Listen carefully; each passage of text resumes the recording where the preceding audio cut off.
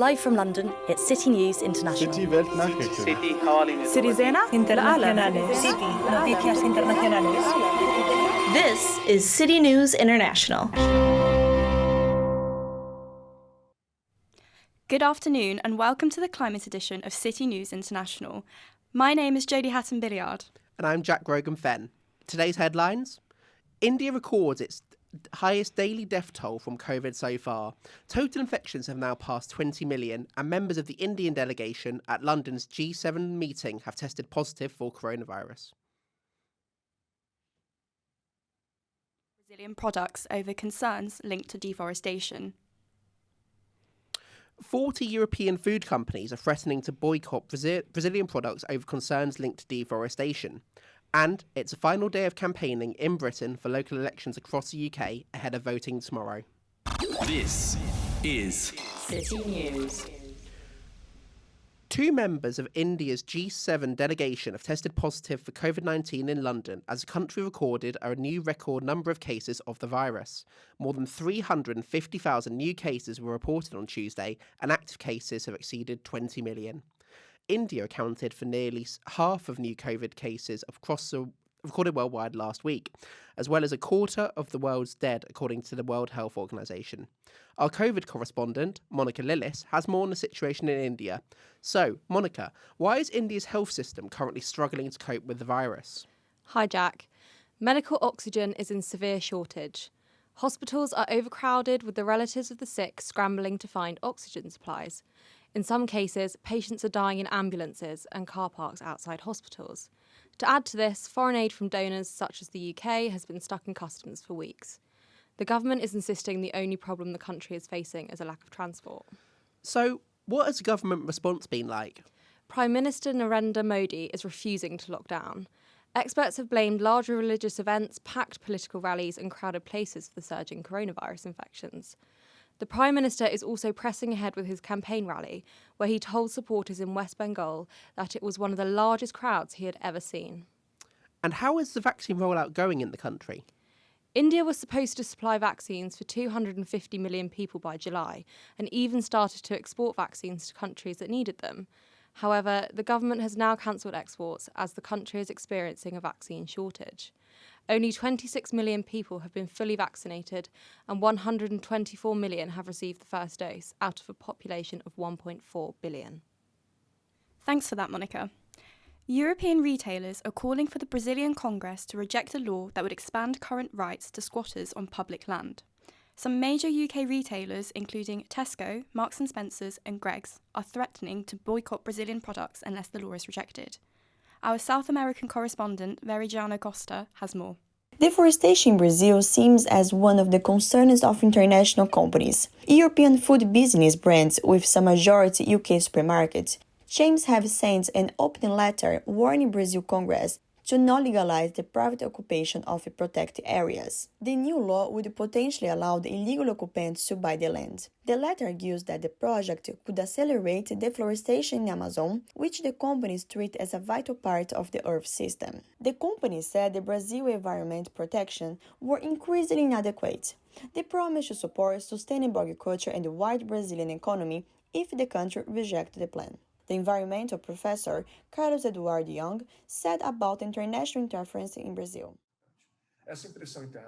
Brazil is heading towards an impossibility because the world will not regress. The international pressure is important. The pressure shows how much dissociated Brazil is from the rest of the world. When it was Trump, it was disguised, but not with Biden.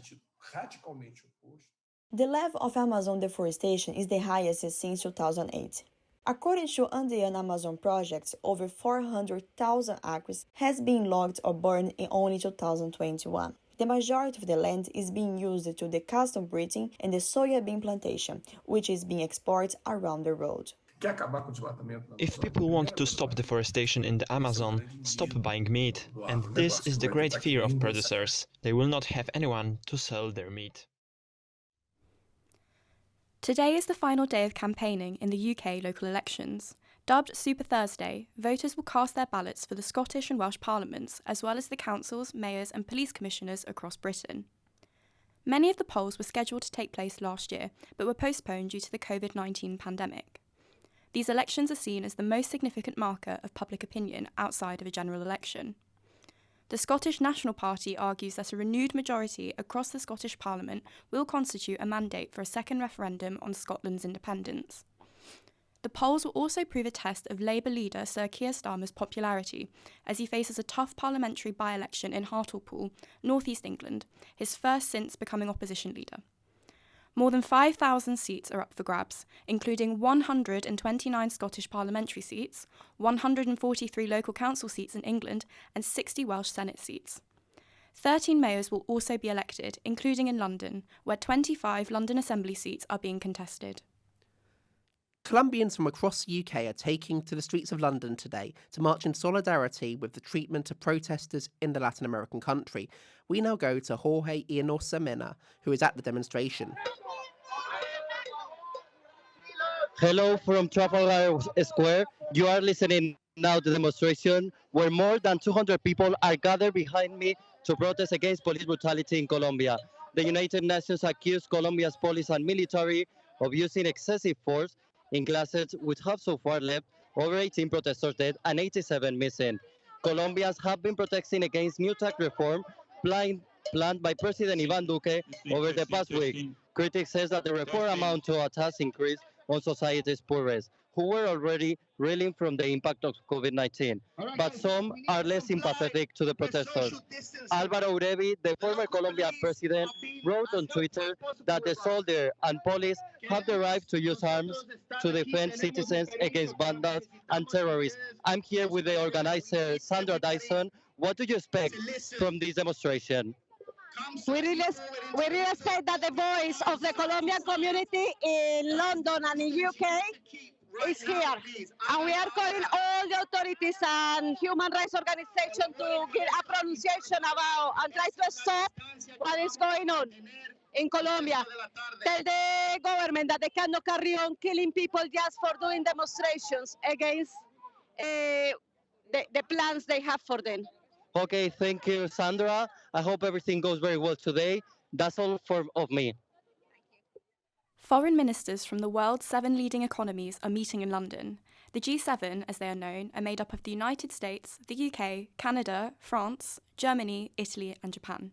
On this occasion, ministers from Australia, India, and South Korea have also been invited. Our correspondent, Thomas Cole, has been following events. So, Tom, what more can you tell us? Following Joe Biden's climate summit a few weeks ago, will climate change be on the agenda? Thanks, Jodie. Indeed, at today's meeting of G7 foreign ministers, climate change will be one of the issues on the agenda. The big thing to look out for is the issue of climate finance, as Copenhagen-based environment expert Nick Craig told me. I think the big focus will be on climate finance. That was the big area that was lacking somewhat from the climate summit 2 weeks ago, hosted by President Biden. And it'll be climate finance that needs to be delivered on from G7's meeting today and going forward to the Cornwall meeting later this year. Ultimately, there's this unkept promise from the COP15 in 2009 on climate finance that was going to be to provide $100 billion a year from the developing world in climate finance, and that's not been delivered.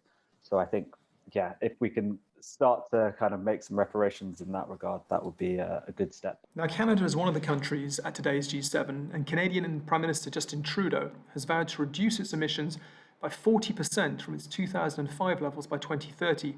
However, Canada is the only G7 country where emissions have in fact increased over the last few years. I spoke to Chad Judy Hugo, a climate expert based in Toronto, about concerns that the North American country is becoming less green as opposed to more green.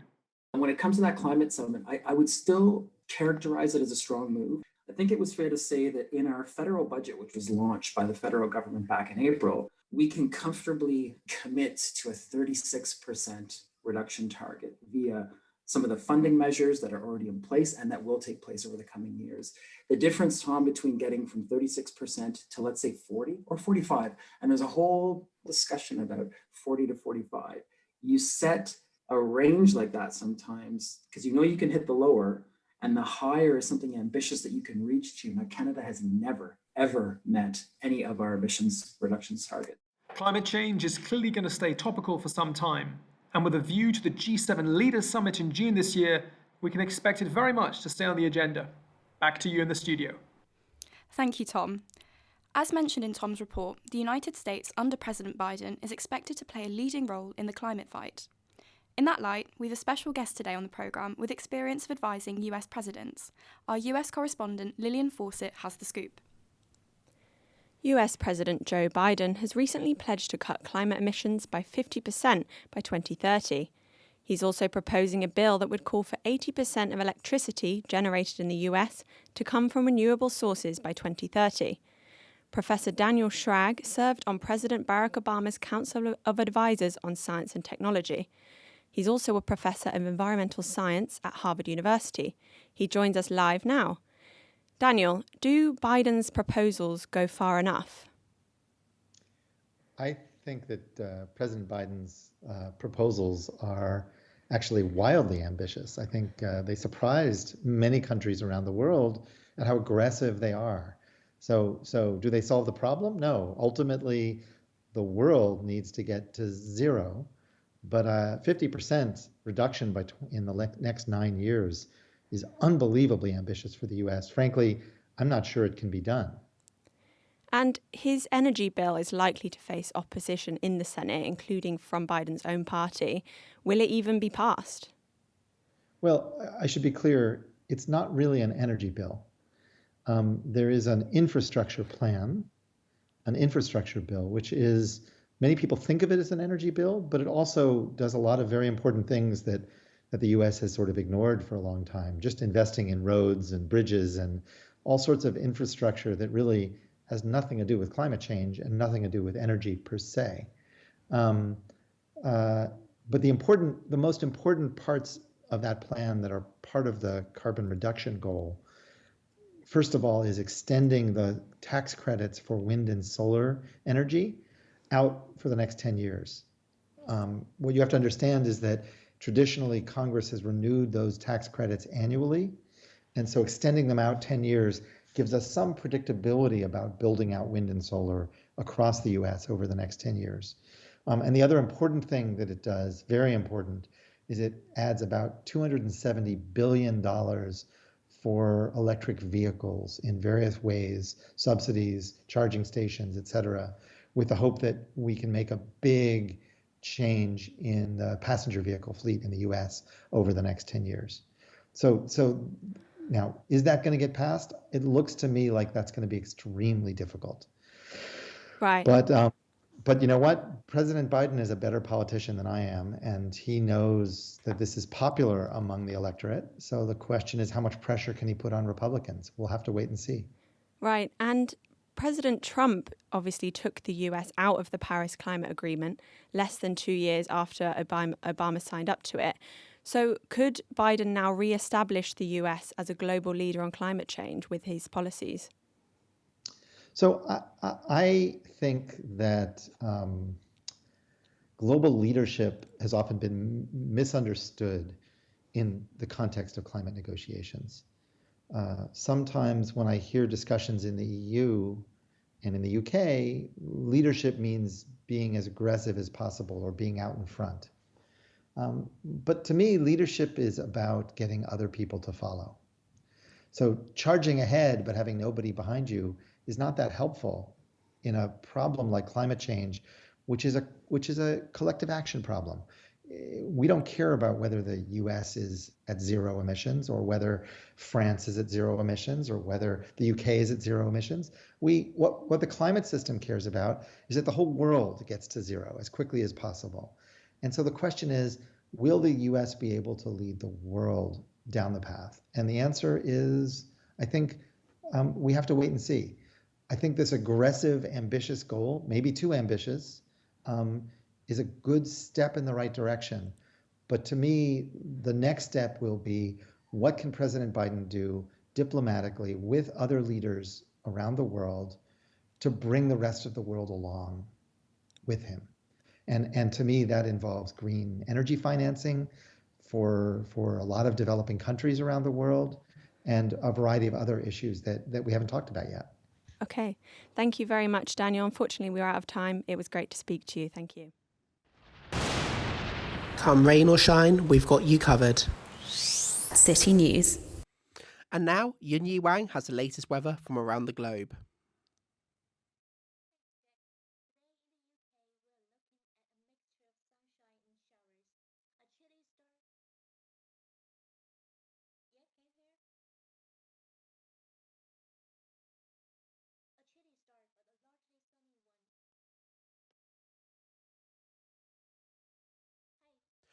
Unfortunately, we can't reach our correspondent Yunyi Wang, so I'll be taking over.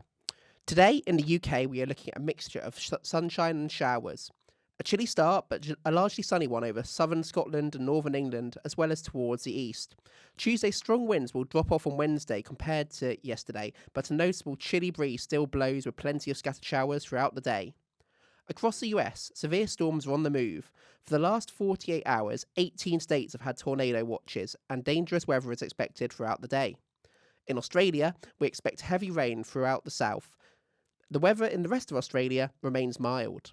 Finally, in Beijing, China, the skies are bright and clear, with highs of 28 degrees Celsius and lows of 18 degrees. That's all from me. Back to Jodie.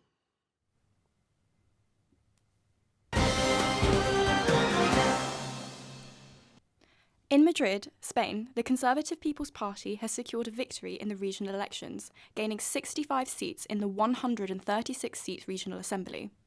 However, the party led by lockdown skeptic Isabel Díaz Ayuso failed to win an absolute majority.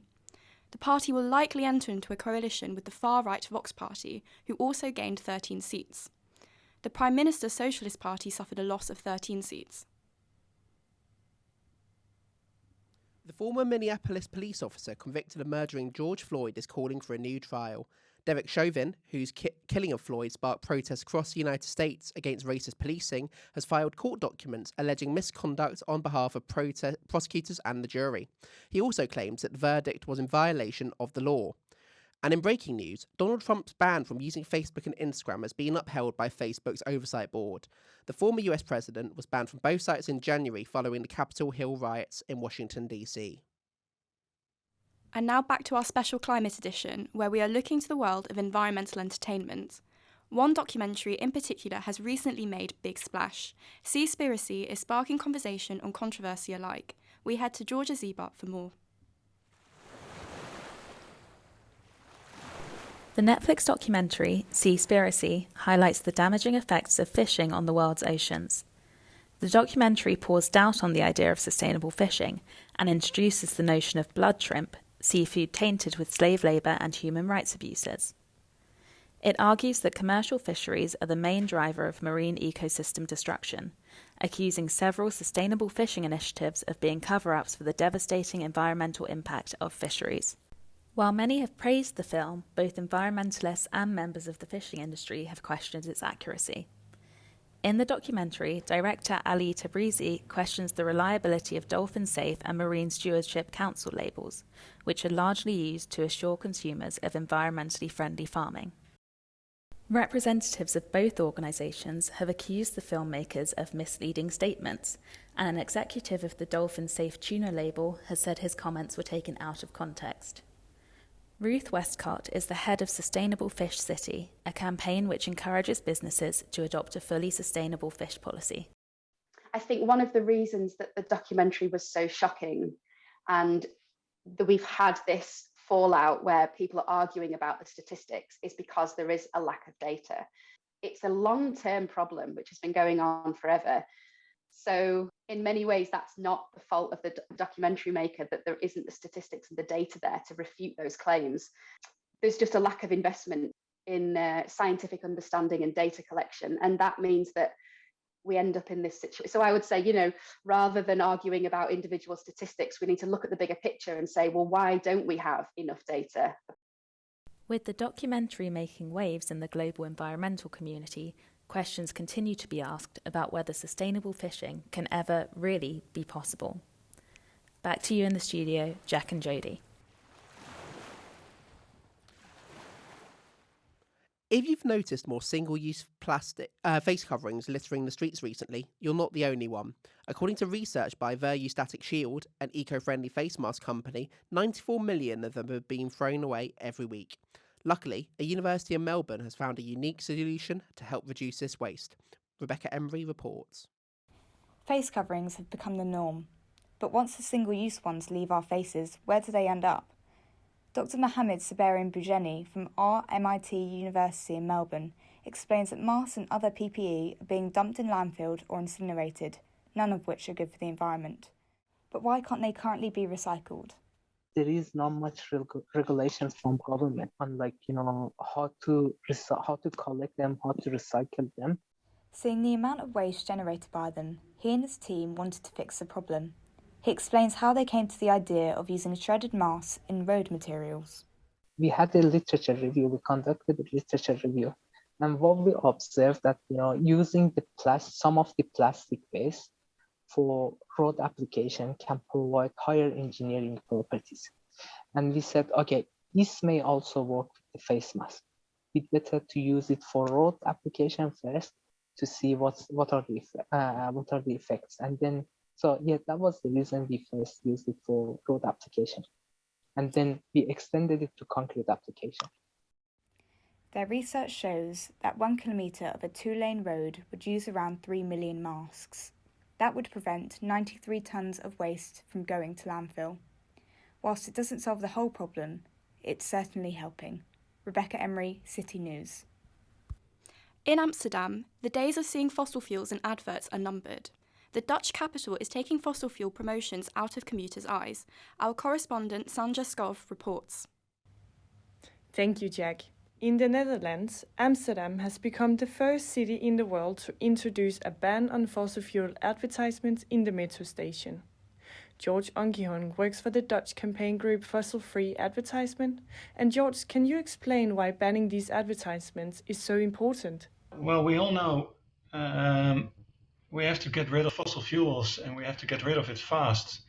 For example, in order to reach the climate goals of the Paris Agreement.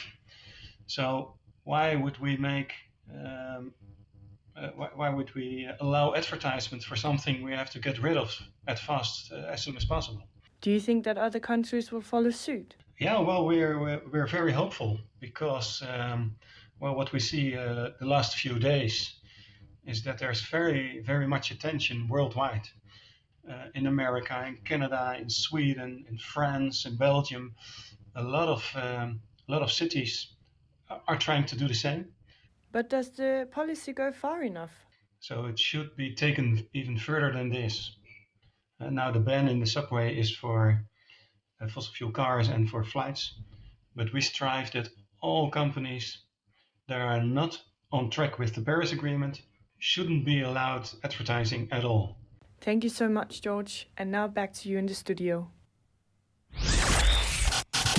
Business on City News International. From advertising and the environment, we now go to the environment and business with our finance correspondent, Akila Kinio. Thank you, Jodie. IKEA will start buying back its products to reduce landfill waste.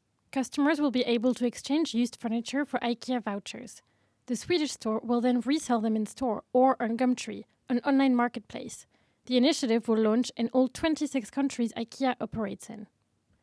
Now, the controversial digital cryptocurrency Bitcoin faces accusations that its energy consumption accelerates climate change. The computers needed to run the encryption process, known as Bitcoin mining, require high amounts of electricity. The University of Cambridge found that Bitcoin uses more electricity annually than the nation of Argentina. Microsoft founder Bill Gates also spoke out against Bitcoin, saying it uses more electricity per transaction than any other method known to mankind. However, its advocates believe that Bitcoin could go green and use cleaner wind or hydrogen for its energy consumption. Max Warnchak is a cryptocurrency business manager at PaySafe and a Bitcoin investor himself. It sort of wears it on its sleeve because it's an open, public, decentralized system. It's not very hard for anyone to work out how much energy is being used to run the network. But then when you take something, even one thing that it's trying to replace, like gold, to try and work out how much energy is being used in sort of the mining, the production, transportation, storage of gold, those stats just don't exist anywhere. And even if you could get as accurate answer as you can with Bitcoin, it's almost definitely quite a lot higher. Thank you, Max, and that's all from me. Over to you, Jack. Thanks, Keela. Mexican Americans are celebrating Cinco de Mayo, or the 5th of May, across the United States. This annual celebration historically commemorates Mexico's victory against the French in 1861. But today, the celebration is a stark reminder of what is going on at the US-Mexico border. Thibaut Spirlet reports. Cinco de Mayo is usually a time to party and celebrate Mexican-American culture. But this year, the celebration comes at a time when a migration crisis is unfolding at the American-Mexico border. The Biden administration faced a surge in unaccompanied children, families, and adults in the first 100 days in office. The number of migrants apprehended in March went over 170,000, the highest peak in the last 4 years.